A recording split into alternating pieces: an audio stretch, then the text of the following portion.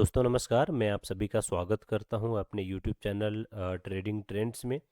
Morning 8 M और आज Monday के इस सेशन में हम लोग देखने वाले हैं Nifty finance, Nifty Nifty bank और 3 स्टॉक इंट्राडे के लिए। तो सबसे पहले तो इंडेक्स का व्यू देखेंगे तो अभी जो इंडेक्स है मेरे पास यहाँ पर फिन निफ्टी, और फिन निफ्टी की एनालिसिस को पहले देख लेते हैं कि क्या कर रहा है। फिन निफ्टी में आपको एक क्लियर कट क्या दिख रहा है गाइस, उसके ऊपर बात करेंगे। आप देखोगे तो मार्केट यहाँ से एक वन डायरेक्शनल में मूव किया और लगभग 5 to 7 डेज आप देखोगे तो एक जोन में ट्रेड कर रहा है। यहाँ पे आप देखेंगे 3 3 6 और एक 7, 7 कैंडल्स जो है बिल्कुल एक जोन में ट्रेड कर रहा है अपसाइड में जाने के बाद। तो जब भी मार्केट ऊपर जाता है और फिर एक रेंज में ट्रेड करता है तो कहीं ना कहीं ये मार्केट टाइट रेंज के बाद अपसाइड में ब्रेकआउट दे सकता है और कंटिन्यू कर सकता है। ये जो है टेक्निकल एनालिसिस कहता है। तो यहाँ पर आप देखोगे कि मार्केट ने इसके नीचे में ब्रेकडाउन किया था। ब्रेकडाउन करने के बाद ये पूरी तरीके से देखोगे यहाँ पर एक टेल का फॉर्मेशन कर गया, लोअर टेल का फॉर्मेशन किया और क्लोजिंग देने में सक्षम नहीं हुआ। ये जो कैंडल है, बॉडी है, उसके नीचे ये क्लोजिंग देने में सक्षम नहीं हुआ, कैपेबल नहीं हुआ और कहीं ना कहीं एक हायर साइड में जाकर के क्लोजिंग दिया है। ये लेवल है, इसके हायर साइड में जाकर के ये क्लोजिंग दिया है।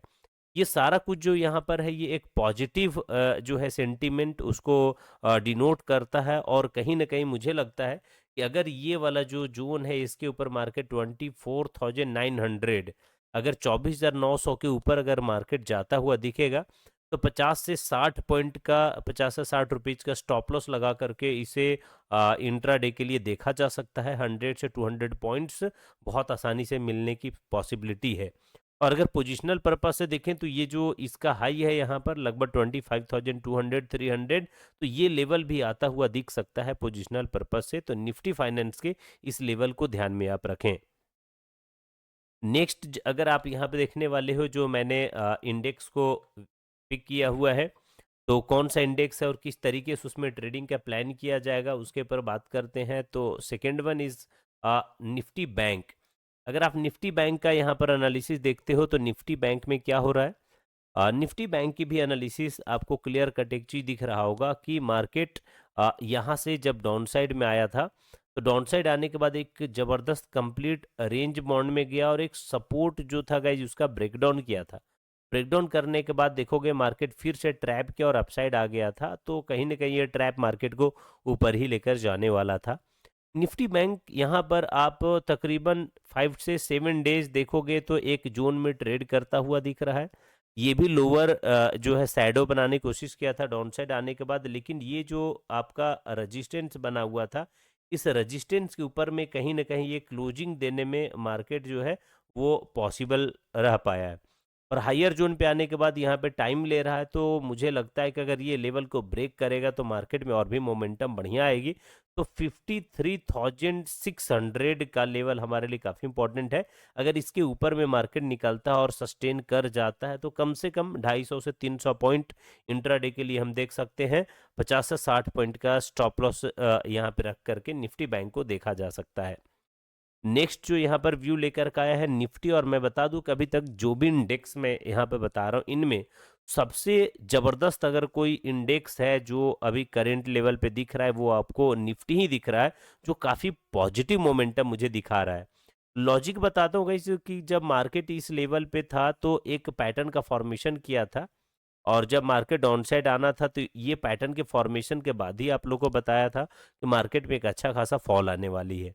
और आप देखोगे कि उसके बाद मार्केट आता है यहाँ पर, फिर उसके बाद एक इस तरह एक ट्रेंड में चलता है, डाउन साइड का ट्रेंड है डेली के टाइम फ्रेम में। ये हाई बनता है, फिर यहाँ पर लोअर लो का फॉर्मेशन है, ये लोअर हाई का फॉर्मेशन है, फिर से लोअर लो, लोअर हाई, फिर से लोअर लो का यहाँ पर फॉर्मेशन किया। अब ये जो लोअर हाई है ना इस लेवल पे, यहाँ पर आप देखोगे लोअर लो का जो फॉर्मेशन था, इस जगह पर मार्केट अब कुछ इस तरीके से पैटर्न का फॉर्मेशन कर गया है।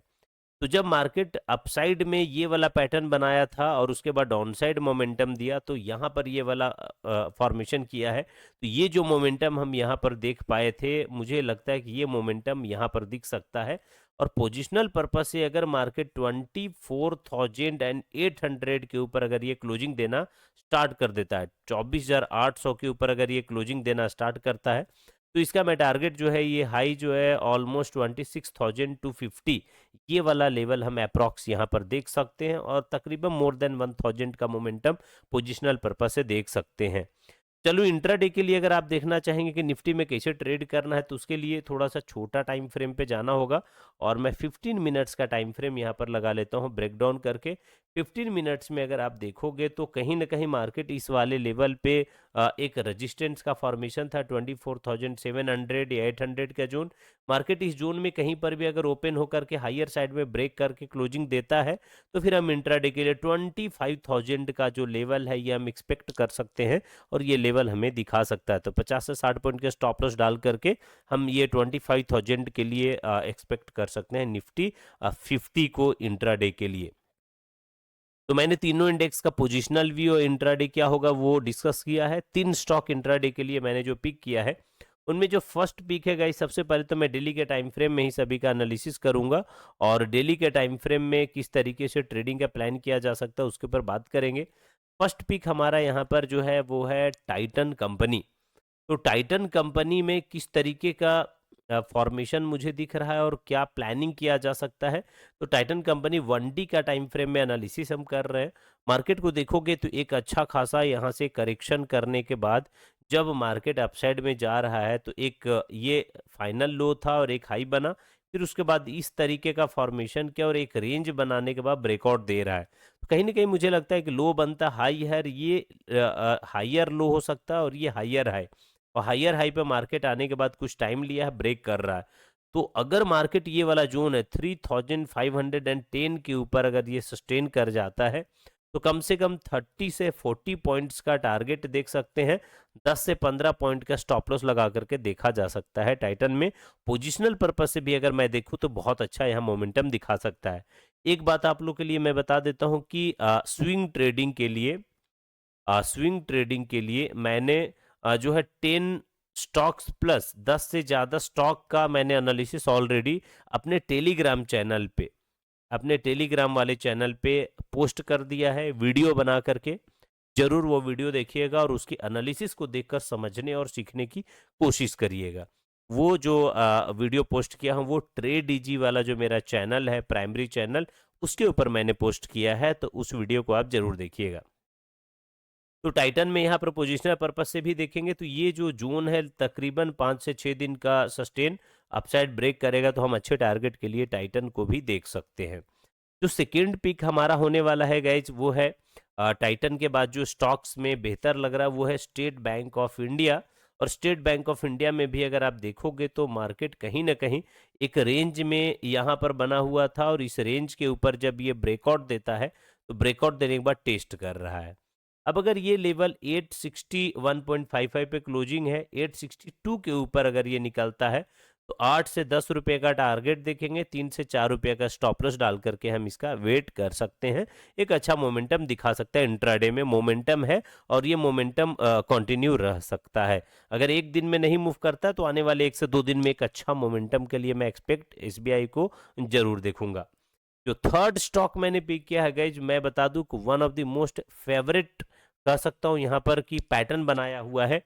और इसका पैटर्न मुझे अच्छा इसलिए लग रहा है कि जब एक मार्केट में जबरदस्त फॉल आई थी ना तो उसके बाद यहाँ पर एक जबरदस्त कैंडलस्टिक पैटर्न का फॉर्मेशन किया है और इस कैंडलस्टिक पैटर्न को मैं बुल सैस बोलता हूँ और बुल सैस मुझे one of the most favourite pattern लगता है। साथ ही साथ जब बुल सैस बनाया था तो गैप अप, बड़ा जबरदस्त गैप अप बनाया और अपसाइड में जाने के बाद सस्टेन किया था।